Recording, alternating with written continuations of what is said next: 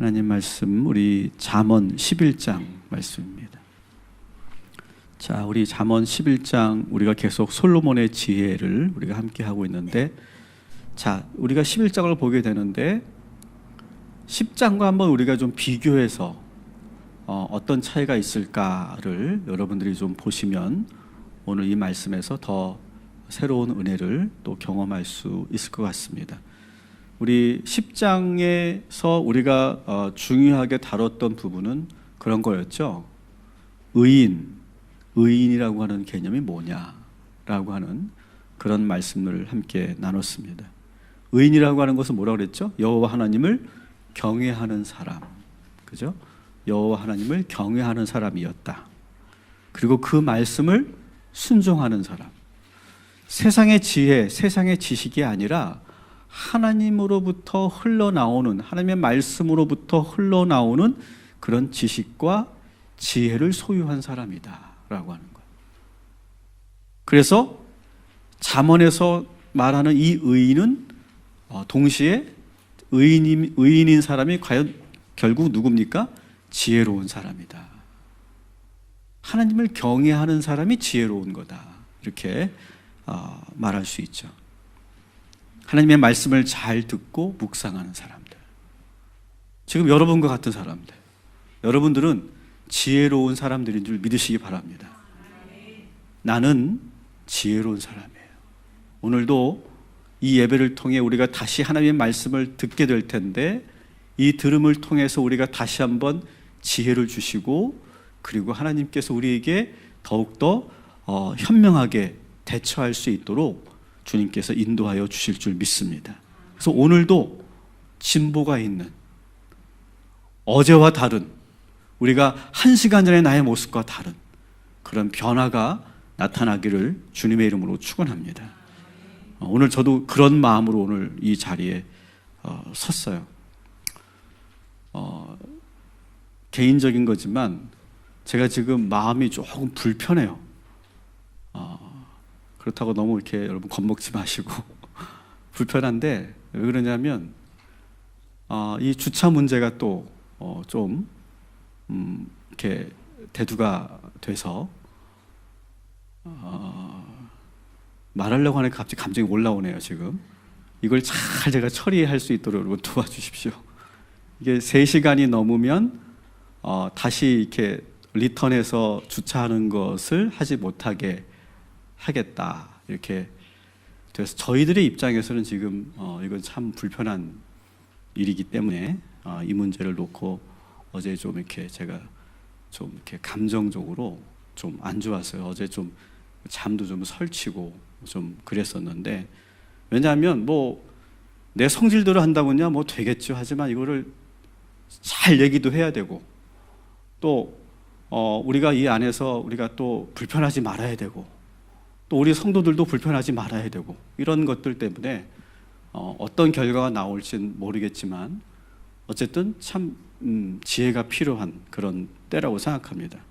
근데 오늘 제가 다시 이 말씀을 이렇게 묵상하고 올라왔는데 조금 다시 한번 제가 한번 내 마음을 추스리는 그런 계기가 됐는데, 우리가 살다 보면 뜻하지 않게 나는 정말 문제가 없는데 주변에서 여러 가지 일들이 생기면서 우리의 마음을 불편하게 할 때가 참 많이 있습니다.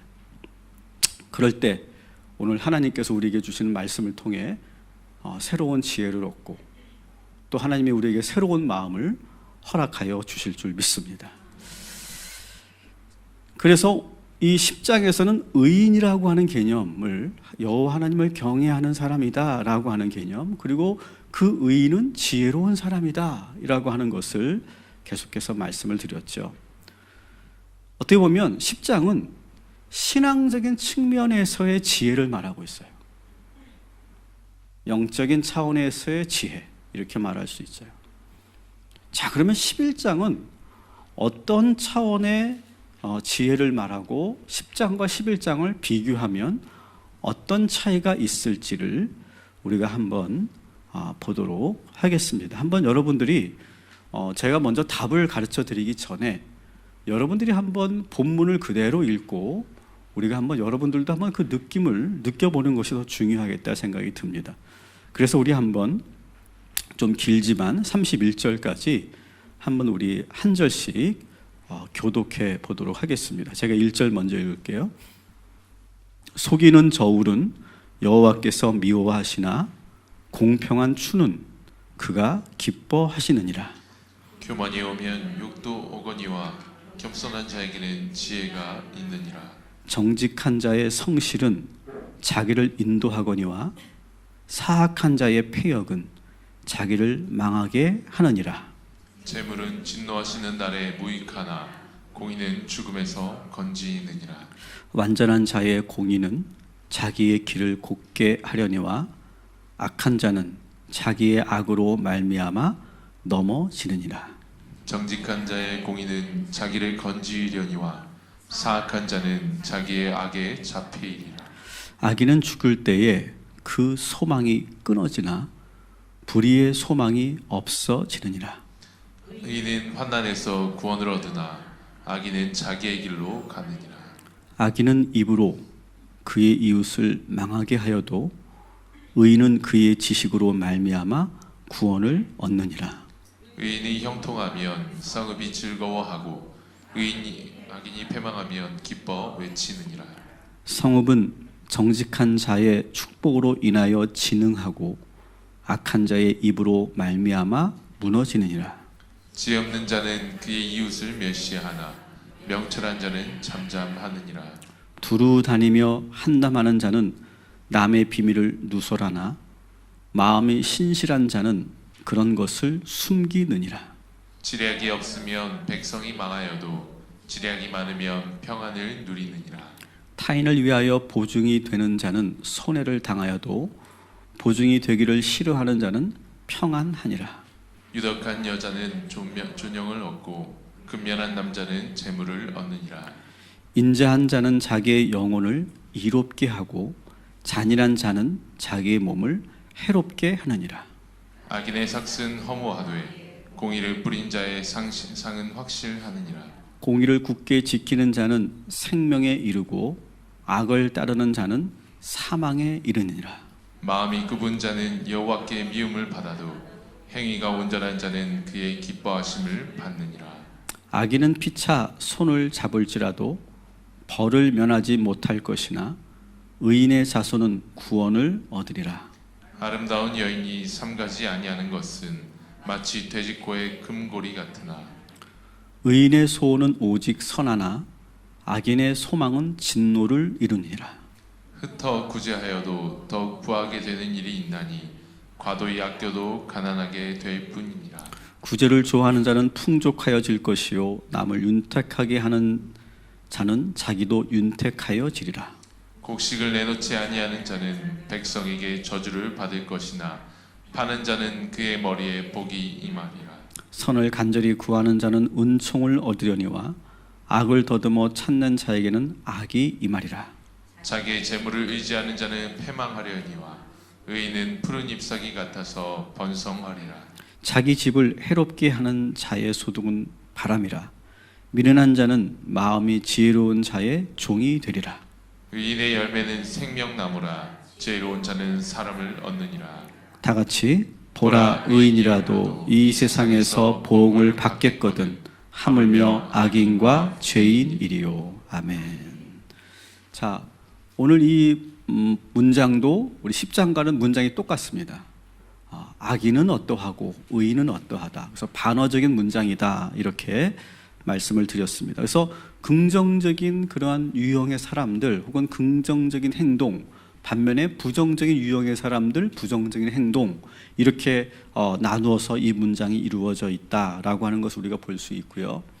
또 여러분에게 드린 자료에서 여러분 보시는 것처럼 의인과 악인으로 이렇게 나누어서 이렇게 볼 수 있고, 또 정직한 자, 공의로운 자와 악한 자 혹은 사악한 자, 이렇게 나누어서 또 이 문장이 되어 있다는 것을 볼 수 있고요.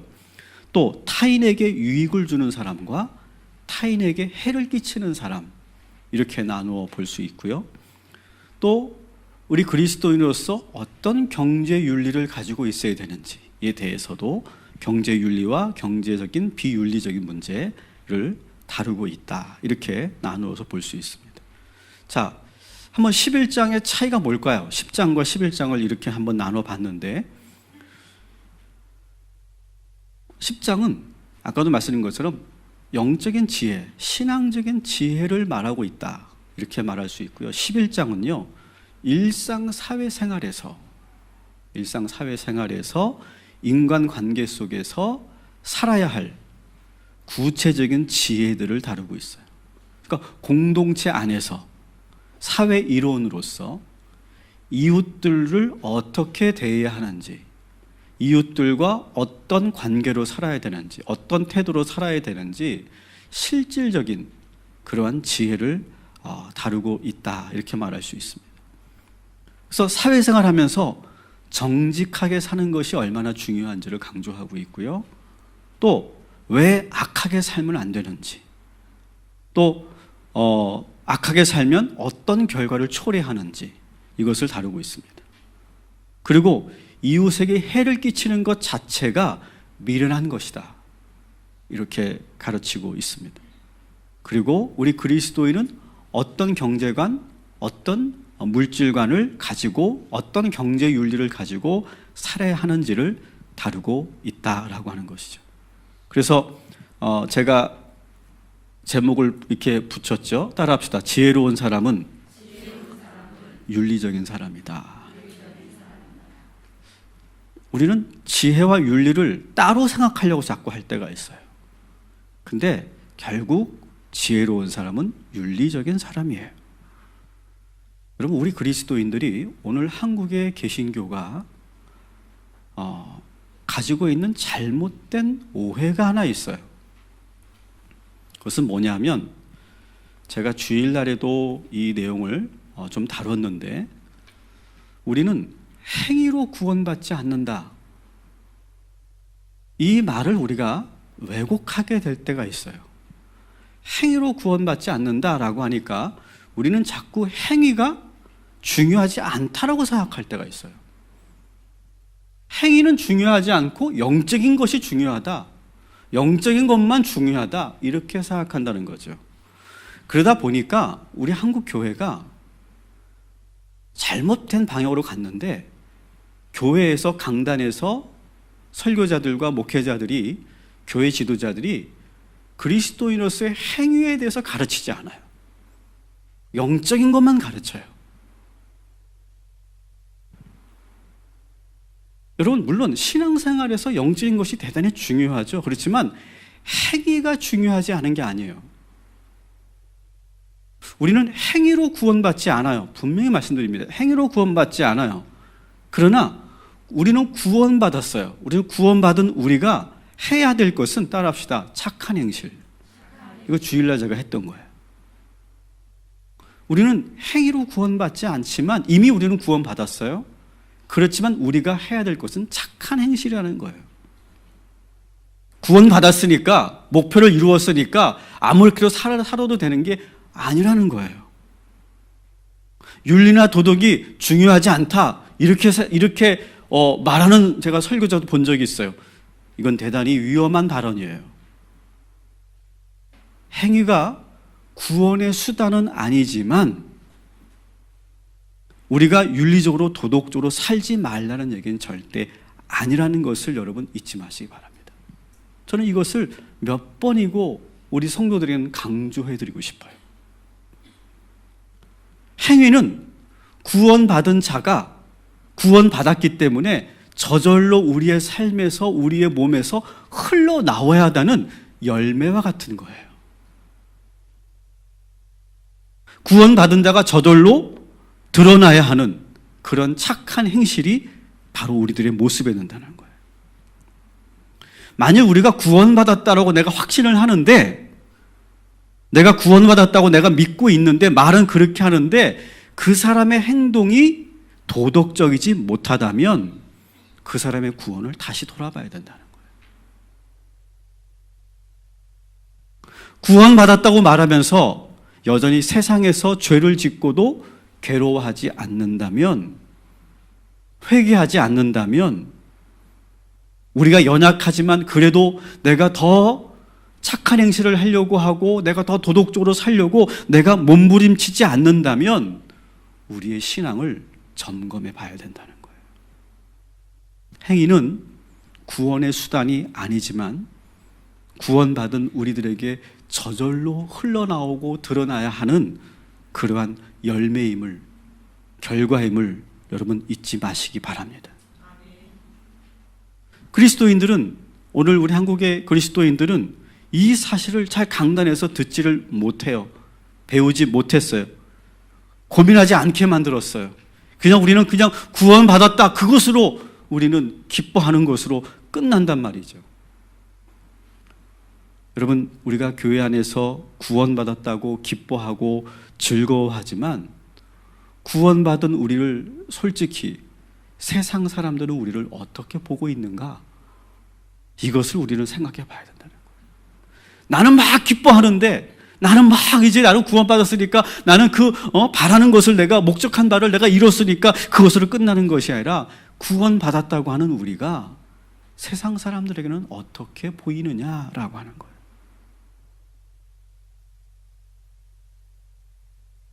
이 얘기를 하니까 저에게 좀 전투력이 많이 좀 상실되는 것 같아요.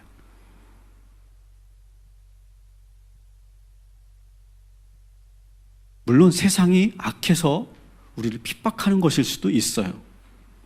그러나 우리는 우리 스스로를 잘 돌아다 봐야 돼요. 우리는 구원받은 자로서 얼마나 소금과 빛의 삶을 살고 있는가, 이것을 늘 돌아봐야 된다는 거예요. 세상 사람들은 우리를 정말 착한 사람으로 보고 있는가? 우리는 어떤 말을 듣고 있는가? 따라합시다. 구원받은 그리스도인은 착한 사람입니다. 정의로운 사람입니다. 옳은 길을 가는 사람입니다. 십자가의 좁은 길을 가는 사람들입니다. 여러분, 이런 사람들이 구원받은 사람들인 줄 믿으시기 바랍니다. 오늘 11장은 바로 그 얘기를 하려고 하는 거예요. 구체적으로 볼게요. 자, 의인의 삶과 악인의 삶을 나누는데 10장에 나오는 의인과 악인과 개념은 똑같은데, 그 말은 똑같은데 구체적인 실천 사항은 좀 다르다, 제가 말씀드렸죠. 구절을 먼저 보시면 구절에 이렇게 되어 있어요. 의인은 이웃을 어떻게 한다? 망하게 하지 않는다라고 하는 거예요. 이웃에게 해를 끼치지 않는다. 구절 한번 읽어볼게요. 시작. 악인은 입으로 그의 이웃을 망하게 하여도 의인은 그의 지식으로 말미암아 구원을 얻느니라. 아멘. 이 표를 읽는 방법을 지난주 우리 배웠죠. 이웃을 망하게 하지 않는다. 오히려 의인을 구원을 얻게 도와준다. 그리고 10절에 보니까, 10절 읽어볼게요. 시작. 의인이 형통하면 성읍이 즐거워하고 악인이 패망하면 기뻐 외치느니라. 다시 말하면 그리스도인은 자기가 살고 있는 도시를 형통하게 만드는 사람이다. 그 도시가 잘 되게 만드는 사람이라는 거예요. 아주 구체적인 그런 실천이죠. 23절도 읽어볼게요. 23절 시작. 의인의 소원은 오직 선하나 악인의 소망은 진노를 이루느니라. 아멘. 그리스도인은 자신의 삶의 방향을 끊임없이 선을 추구하는 방향으로 나아간다는 거예요. 끊임없이. 무엇이 옳은 일인가? 그것을 계속 물으며 가는 사람들이다라고 하는 거예요.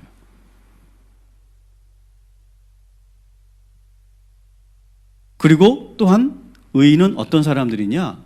생명나무와 같은 사람들이에요. 30절에 보니까. 읽어볼게요. 시작. 의인의 열매는 생명나무라 지혜로운 자는 사람을 얻느니라. 자, 이런 거죠. 그리스도는 어떤 사람이냐? 생명나무 같은 사람이에요. 여러분, 동산에 나무가, 큰 나무가 있어요. 저도 어릴 때 우리 동네에 진짜 동산이 있어요. 동산이라고 하는 곳이 있었어, 우리 마을에. 근데 거기 가면 그 당시 한 100년 넘은 은행나무가 있었어요. 아주 큰 나무였어요. 그런 나무가 하나 있으면 공통점이 뭘까요? 공통점이 뭘까요? 동네 모든 사람이 다 모입니다, 거기에. 할아버지 할머니 거기에 이제 그 의자나 평상 깔아놓고 거기서 낮잠도 주무시고 합니다. 마실도 그쪽으로 오시고, 애들은 거기 노는 거예요. 그래서 우리 동네 그 은행나무가 만남의 장소가 되는 거예요. 그리스도인은 그런 존재가 된다는 거예요. 생명나무와 같은 존재가 된다는 거예요. 아우, 접근도 하기 싫어. 그런 게 아니라 괜히 사람들이 가고 싶어 하게 만드는 거예요. 다가오게 만드는 사람들이라는 거예요.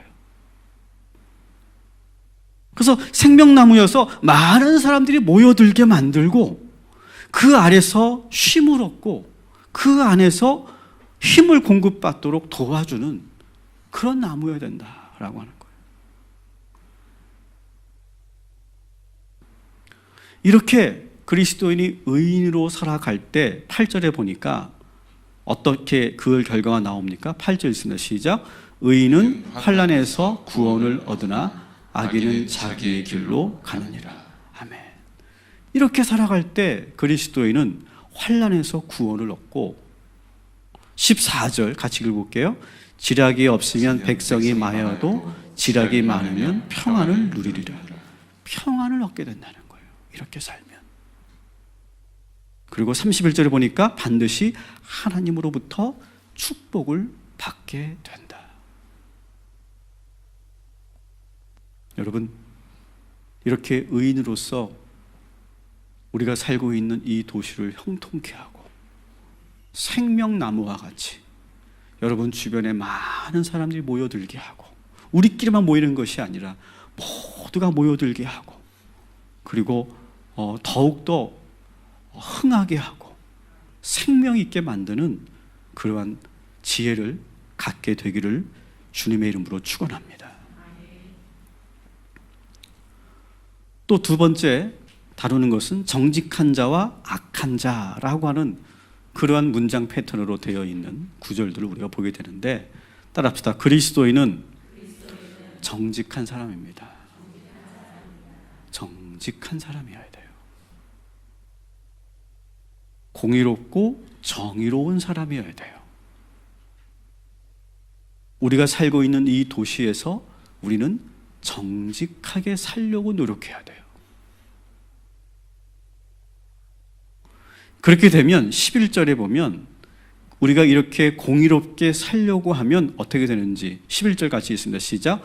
성읍은 정직한 자의 축복으로 인하여 진흥하고 악한 자의 입으로 말미암아 무너지느니라. 아멘. 우리들의 영향력으로 이 도시가 번영하게 된다. 진흥하게 된다. 이렇게도 있죠. 그래서 그리스도인은 우리가 마태복음 5장에서 본 것처럼 의에 줄이고 목마른 사람들. 27절에 같이 읽습니다. 시작. 선을 간절히 구하는 자는 은총을 얻으며 악을 더듬어 찾는 자에게는 악이 임하리라. 아멘. 끝까지 선을 추구하는 사람이 되어야 한다. 세상이 점점 악해지고 그리고 악의 세력에 지배당하고 사람들이 악에 점점 타협해 갈 때 끝까지 하나님의 공의하심을 믿고 선을 포기하지 않는 거룩한 저항 세력이 되어야 된다. 여러분, 지구는 누가 지킵니까? 독수리 형제가 지킵니까? 지구는 우리 그리스도인이 지키는 거예요. 우리가 해야 될 일이 이 지구를 지키는 거예요. 이 도시를 지키는 거예요. 이것이 우리 그리스도인들의 사명인 거예요. 여러분, 왜 이 동탄이라는 도시에 오셨습니까? 살기 좋아서? 집값이 좋아서? 투자 가치가 있어서? 하나님께서 이 도시를 우리에게 맡겨주신 줄 믿습니다. 우리는 그런 믿음과 사명을 가져야 돼요.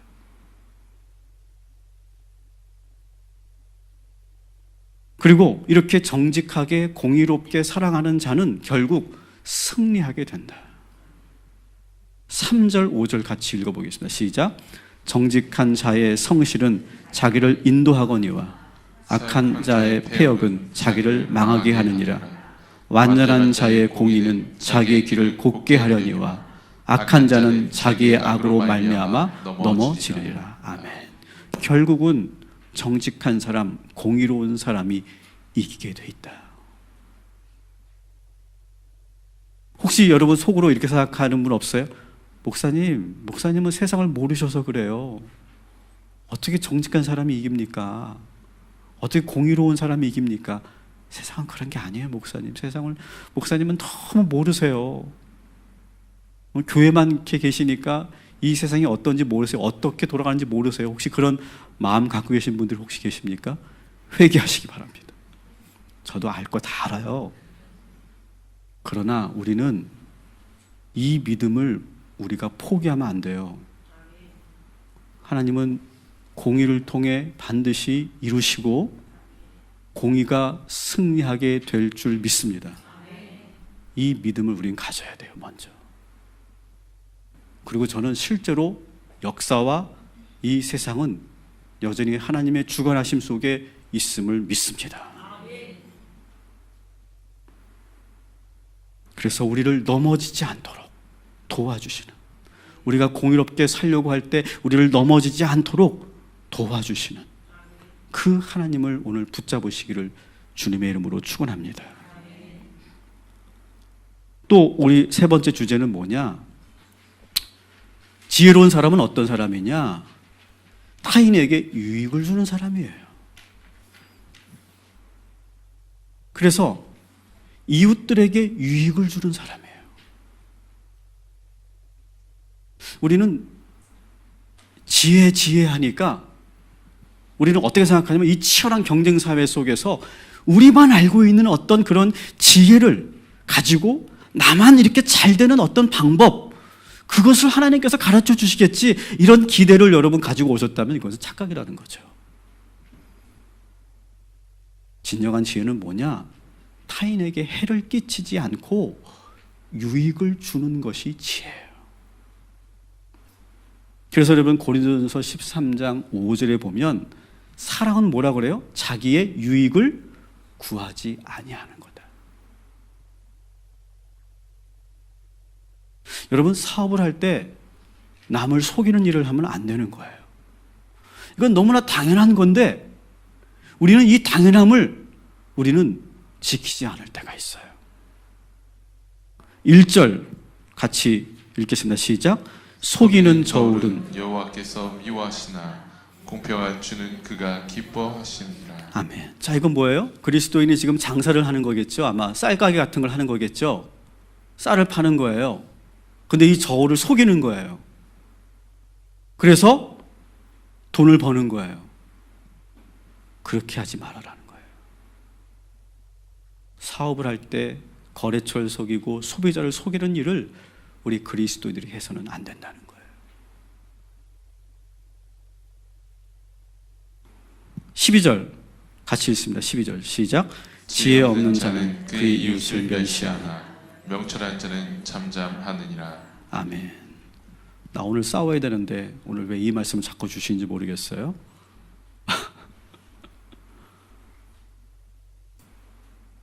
이웃을 멸시하지 말라는 거예요. 하여튼 저는 아주 젠틀하게 할 겁니다. 결과는 제가 장담할 수 없어요. 여러분들에게 우리가 원하는 결과가 나올지는 모르겠어요. 하지만 저는 젠틀하지만 분명히 우리 입장은 전하겠습니다. 멸시하지 않고 함부로 하지 않는다. 그리고 그리스도인은 어떤 사람이냐? 13절 같이 읽습니다. 시작.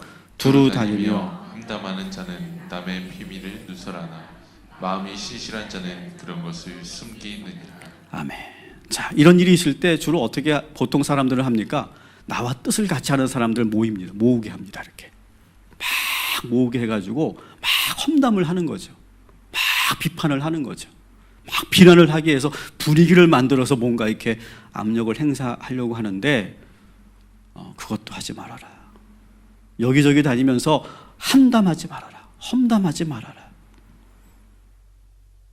그것이 뭔가 일이 되는 것 같고 내가 원하는 뜻대로 이루어지는 것처럼 보이지만 결국은 그것은 다 꼼수가 되고 결국은 좋지 않은 결과를 낳게 된다. 그래서 그리스도는 어떤 사람으로 평가받지 말아야 되느냐? 2절 같이 있습니다. 시작. 교만이 오면 욕도 오거니와 겸손한 자에게는 지혜가 있느니라. 아멘. 아, 그리스도는 참 교만해, 거만해, 자기들만 잘났대, 그런 말 들으면 안 된다. 그러니까 얼마나 어렵습니까? 사실 그리스도를 산다는 것이. 그러나 그런 말을 들으면 안 된다. 문제는 이렇게 이웃을, 타인을 해롭게 해를 끼치는 그런 일을 하는 것뿐만 아니라 이런 미련한 사람들은 자기 자신도 자기 가정도 해롭게 하는 그러한 일을 하게 된다는 거예요. 17절 같이 읽어보겠습니다. 시작. 인자한 자는 자기의 영혼을 이롭게 하고 잔인한 자는 자기의 몸을 해롭게 하느니라. 아멘. 타인만 해롭게 하는 것이 아니라 자기 몸도 자기 인생도 해롭게 하더라.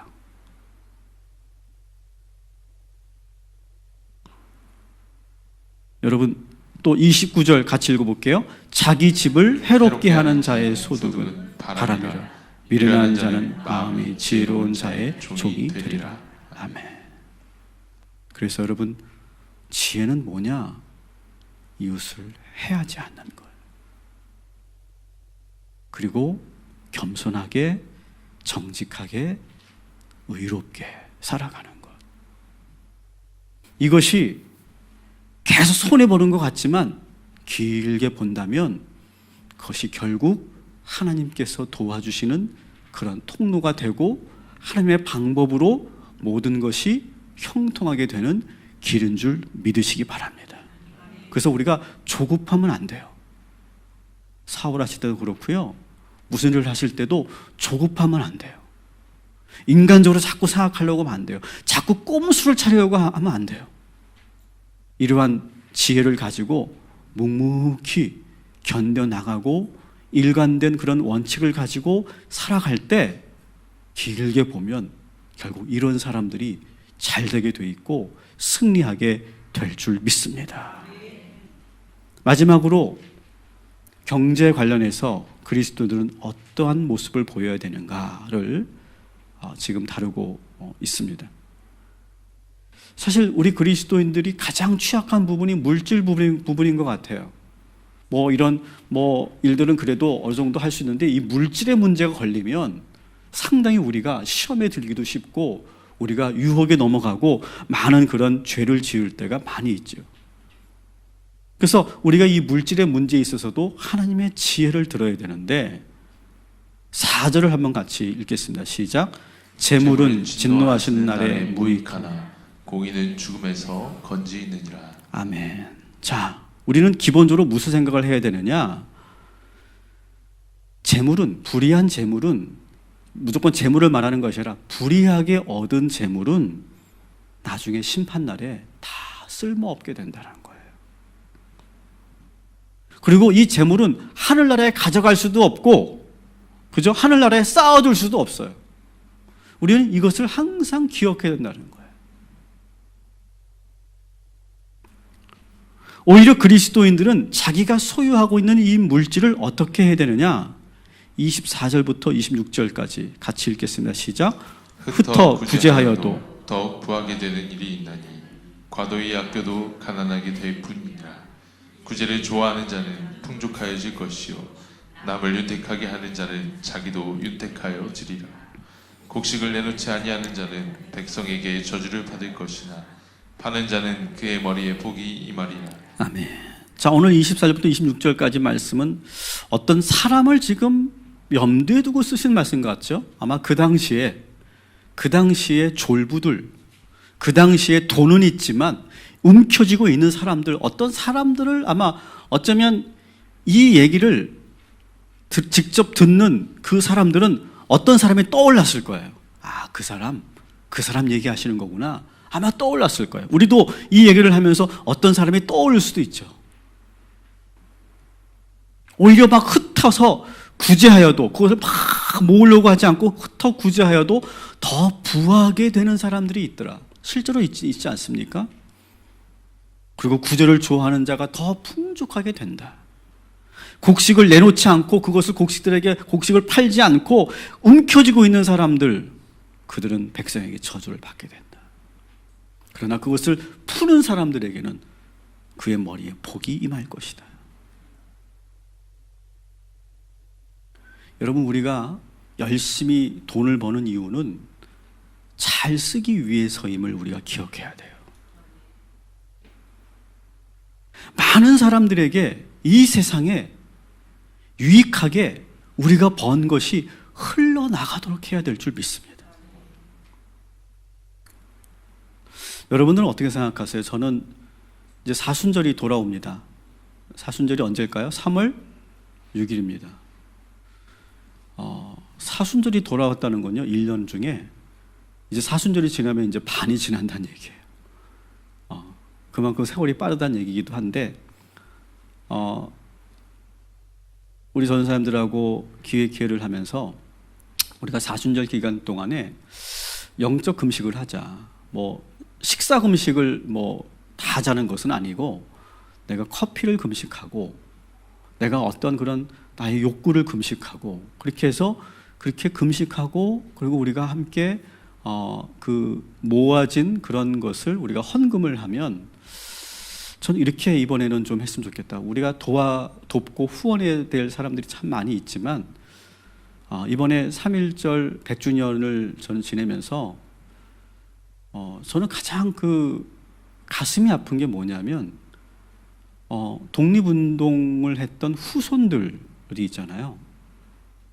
그 후손들 가운데는요, 월 수입이 200만 원도 되지 않는 극빈자층들이 상당히 많이 있다는 얘기를 들었어요. 정말 그의 선대 할아버지 할머니는 목숨을 걸고 인생 전부를 걸고 이 나라를 위해 지켰는데, 그 누구도 그의 후손들을 돌봐주지 않는, 그래서 너무 그냥 뭐 보통 뭐 이렇게 힘들게 어렵게 사는 것이 아니라 아예 극빈자층으로 전락한 그런 후손들이 너무나 많다는 소식을 들었는데, 저는 그게 참 막 이렇게 마음이 아프더라고요. 그래서 우리 기관에 저희가 요청을 해서 한 가정이나 한 두 가정 정도, 우리의 여력이 어떻게 될지 모르겠지만 그런 후손들을 우리가 좀 후원하는, 이것은 물론 그들의 인생에 완전히 뭔가를 변화시키는 그런 일들은 아닐 겁니다. 그러나 그렇게 우리가 가지고 있는 것을 어떻게든 나누고 흘러가게 하는 일, 저는 그것이 우리 그리스도인들이 해야 될 일이라고 저는 믿습니다. 이런 뉴스를 봤어요. 5만 원권이 발행되기 시작했는데, 이 5만 원권이 지금 얼마나 풀려나간지 아십니까? 100조가 풀려나갔대요. 100조. 여러분들은 개념이 없으시죠? 100조라는 개념, 저도 사실은 100조, 크긴 크다 뭐 생각하는 정도지만 사실은 어마어마한 그런 그 액수죠. 근데 이 100조들이 어디에 가 있는지 모른다는 거예요. 어느 누군가의 그 엄청난 그런 금고 안에 그 돈들이 묶여 있고 감춰져 있다는 거죠. 흘러나가지 않는다는 거죠. 여러분, 우리가 그리스도인으로서 근면하고 절약하고 아끼고 저축하고, 그리고 우리가 우리의 가정 경제를 일으켜 세우고 그런 일들을 하는 것, 저는 그것을 부정하는 것이 절대 아니에요. 하지만 우리를 통해 하나님께서 흘러가기를 원하시는 그 역할, 그 사명은 우리가 꼭 감당했으면 좋겠어요. 그래서 오늘 말씀을 통하여서 우리가 우리를 통해 하나님이 주신 그 물질의 축복을 흘러가게 하는 축복의 통로, 사랑의 통로 되시기를 주님의 이름으로 축원합니다. 말씀을 정리할게요. 결국 다시 제가 저는 제목을 가지고 여러분들에게 결론을 맺고 싶어요. 따라합시다. 지혜로운 사람은 윤리적인 사람입니다. 오늘날 여러분 그리스도인들은 이 자꾸 착한 행실, 도덕성, 윤리 이것을 너무 등한시하고 있어요. 세상 사람들은 어떨까요? 세상 사람들은 이미 그렇게 해서는 세상을 살 수 없다 이렇게 생각해버리고 있어요. 그래서 사실 믿는 사람이든 믿지 않는 사람이든 윤리하면 도덕하면 고리타분한 이야기라고 생각해요. 비현실적인 이야기라고 생각해요. 이상적인 이야기라고 생각해요. 그렇게 세상이 돌아가지 않는다고 우리는 생각해요. 그러나 지혜로운 사람이 결국 승리하게 될 줄 믿습니다. 하나님의 이 진리, 이 지혜는 반드시 우리를 형통케 하고 나만 잘되게 하는 것이 아니라 이 도시를 잘되게 하고 우리 주변을 잘되게 하는 생명나무와 같은 자들로 우리를 만들어 주실 줄 믿습니다.